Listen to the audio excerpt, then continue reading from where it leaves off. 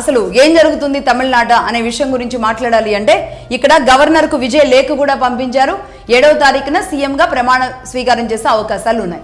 ఎందుకంటే ఇక్కడ ఎందుకు 2 రోజులు కూడా టైం పట్టాల్సి వచ్చింది. అలాగే నిన్నటి నుంచి కూడా విజయ్ ఎందుకు మాట్లాడలేదు, మాట్లాడతారు ప్రెస్ మీట్ పెడతారని అందరూ ఎదురు చూశారు, కానీ ప్రెస్ మీట్ కూడా పెట్టలేదు.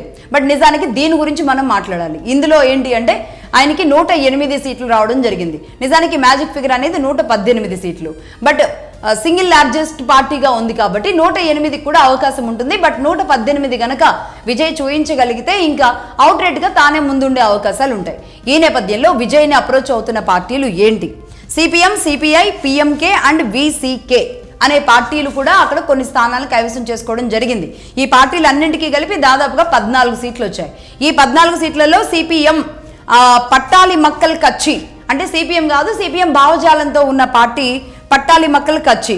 అలాగే సిపిఐ భావజాలంతో కూడా ఇంకో పార్టీ ఉంది, రెండు విడివిడిగా ఉన్నాయి. అందులో ఒక 4 సీట్లు అంటే సిపిఎం పట్టాలి మక్కల్ కచ్చి, పిఎంకే ఏదైతే ఉందో పిఎంకే 4 ఎమ్మెల్యే సీట్లు గెలవడం జరిగింది. ఈ 4 ఇస్తే గనక ఒక మంత్రి పదవి అనేది మస్ట్గా తీసుకునే అవకాశాలు కనబడుతున్నాయి.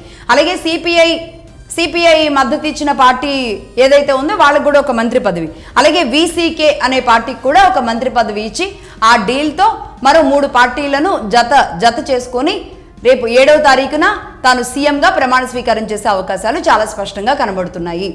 తమిళనాట మొత్తంగా టీవీకే టీం ఎవరైతే ఉన్నారో యూత్ అంతా ఎక్కడున్న వాళ్ళు, ఎన్ఆర్ఐలుగా ఉన్న వాళ్ళు, మహిళలు అందరూ కూడా ఒక రకమైన పండుగ వాతావరణం వచ్చింది.